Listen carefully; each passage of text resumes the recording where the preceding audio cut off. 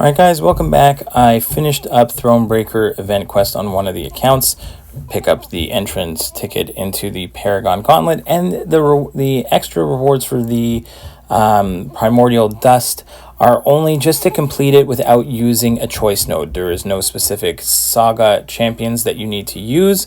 So I brought in Negasonic, Viv, and Void, and managed to get through this one. I believe I used Viv for Morbius. I used Negasonic for Attuma. These first couple ones, nothing too crazy. I also ended up, I think I did die to Count Nefaria, trying to do, trying to see what I could do with Viv, but he's got like Incinerate resistance, so her like special ones aren't going to work as well, and ended up finishing it off with Void. So this one really didn't go bad at all. Just remember, if you're going to, whichever champs you are going to use, just make sure you don't use the choice node. Here, this one with Morbius, you just have to, I was very impatient on this one, but ended up getting it down anyway. Finally got a little intercept in there to get the extra fury there, and we can, once that protection was down, it was easy to finish him off. The protection came back, we were still able to knock it out. You need someone with Incinerates in order to, maximize your damage on Attuma here. So Negasonic works extremely well. You could use other champions for it. I know some guys used Onslaught for it, and he will work. It'll just be a little bit slower. So here you have to knock him down to remove protection. Make sure you have Incinerates up in order to maximize your damage here, and you are pretty much good to go. So I'll let the music play out on this one, and then I'll show you what I did for Mr. Sinister.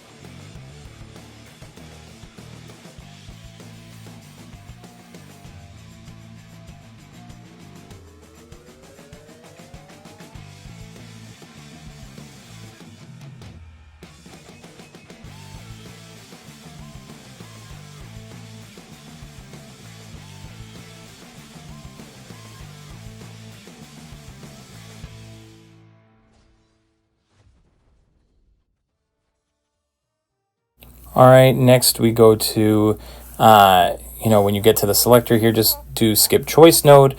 For Mr. Sinister, we are going to use Viv. It absolutely destroys Sinister here. There's Biohazard. If there's Delirium, so reverse controls unless you are a robot. So it works out perfectly, or if you have Psychic Shielding, works out perfectly for Viv here. So we're just going to go ahead and phase our way through, get those passive heal blocks on, bait the special ones, get to a special 2, and then get the unblockable special ones when he's below a bar of power. So it's a very, very easy fight here with Viv. Not going to lie, we get the nice full 5-time solar burst there.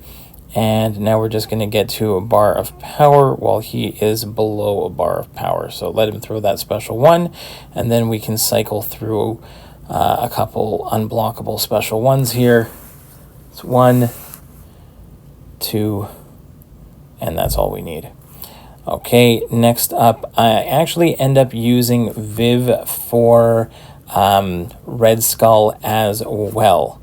So Red Skull can be annoying in terms of parries not working because there's a chance for concussions and there is foresight.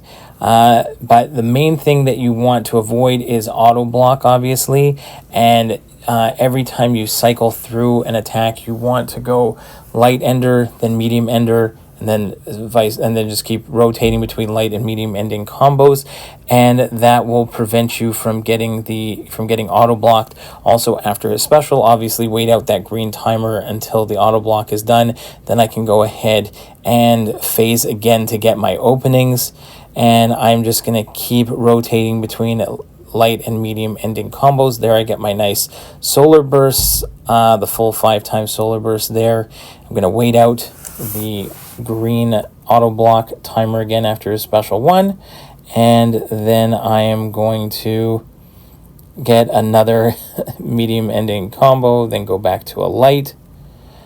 Now I just need him to throw his special here, wait for the auto block to end, and then I can cycle through a couple of unblockable special ones.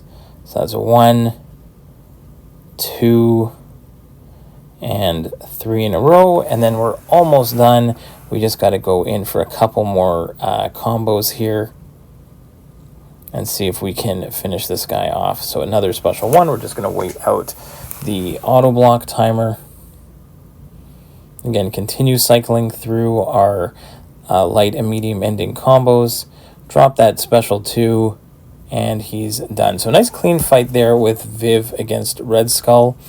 Next up is, again, same thing. We are going to skip choice node because we want to get the extra objective. We have Shothra here. The main thing on this one is that you're going to be rooted during her special 1. It's like a 3-part special 1. So just make sure that you get comfortable baiting it, especially while rooted, because you're going to be rooted every time. Plus, there's an unblockable and indestructible timer every few seconds. So once you get into a nice rotation of pushing to special 1, and evading and countering, it's not so bad. Also, you can't, she's stun immune on this one as well. So if you have to at the beginning of the fight, you can always bait a heavy attack. It's like a 2-parter. But for the most part, it worked extremely well here with Void. And then, like I said before, against Count Nefaria, I'm not great at baiting Count Nefaria's special 1 at all. I actually ended up being able to bait and counter his special 2 a little bit better. But again, I think I die with Viv trying to do a little too much, or like doesn't work very well because of his immunities or resistances, and Void ended up finishing it off for me. So I'll let the music play out for this fight and the Count Nefaria fight. If you want a full breakdown of what I used the first time, you can take a look at my boss solo video as well. And I know there's lots of new content coming out, so hopefully we'll have lots of more videos as we head towards head towards the weekend. So hopefully you enjoyed it, guys, and we'll see you in the next one. Bye bye.